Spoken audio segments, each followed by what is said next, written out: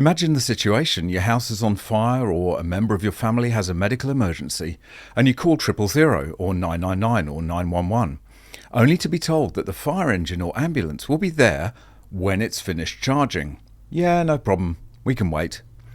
This is a glimpse of reality when electrified versions of ambulances and fire engines are all we've got in our EV utopia of the future. The physical size of these vehicles requires huge batteries and consequently long charging times, even with high-power chargers, meaning that vehicles will be out of service for hours rather than just the minutes needed to fill up a diesel tank. But at least we're tackling climate change, right? And the electric fire truck can extinguish itself when it goes into thermal runaway. Welcome back to MGUY, British engineer and lawyer turned Sydney YouTuber. Please be sure to like, share and subscribe, hit the notification bell, drop a comment down below, and don't forget to follow me on Twitter X. We'll come on to EV fire trucks in a minute, but in the hellhole of present-day UK, the National Health Service has been warned that its net zero ambulances won't be able to attend as many emergency calls. Yeah, sorry about Granny's broken leg, but at least we're saving the planet. NHS Net Zero mayhem as electric ambulances will respond to 5,000 fewer incidents per day.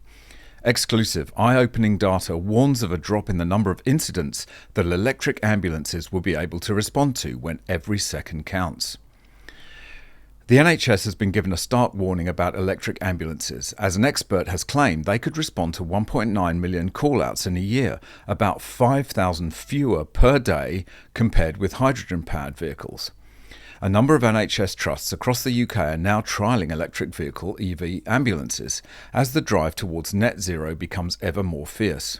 London Ambulance Service puts its first electric ambulance into service on New Year's Eve, but an expert from a company that harnesses a rival energy source, hydrogen, has now given the NHS a stark warning about EV capabilities. EV equivalents take up to 5.5 hours to fully recharge, meaning more time off the road than traditional petrol or diesel counterparts.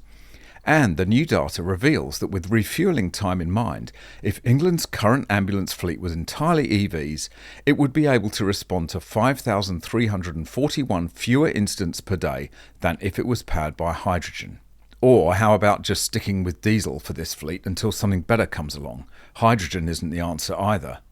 5.5 hours to recharge compared to what? 5 minutes to refuel at the Bowser? They'll need double the number of EV ambulances just to cover the shortfall in availability.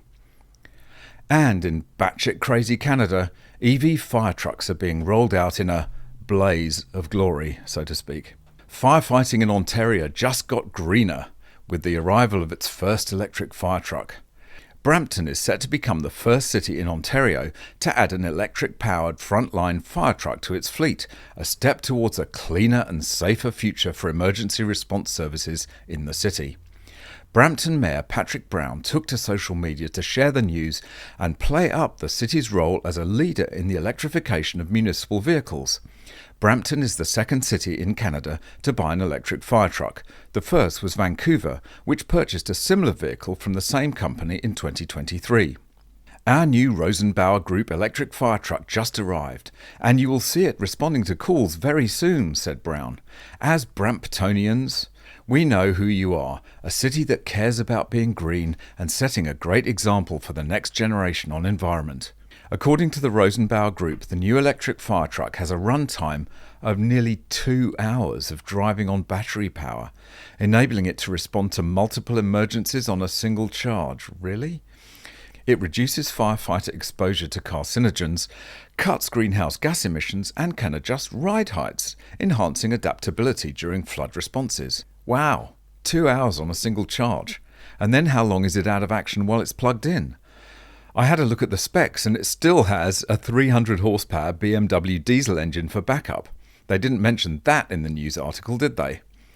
Because despite all the hype, those manufacturers realise that relying on batteries alone is just not an option for an emergency vehicle like a fire truck. It's all smoke and mirrors. Electric cars are a dumb enough idea, electric trucks are dumber still, and electric emergency vehicles must be the dumbest idea of the lot.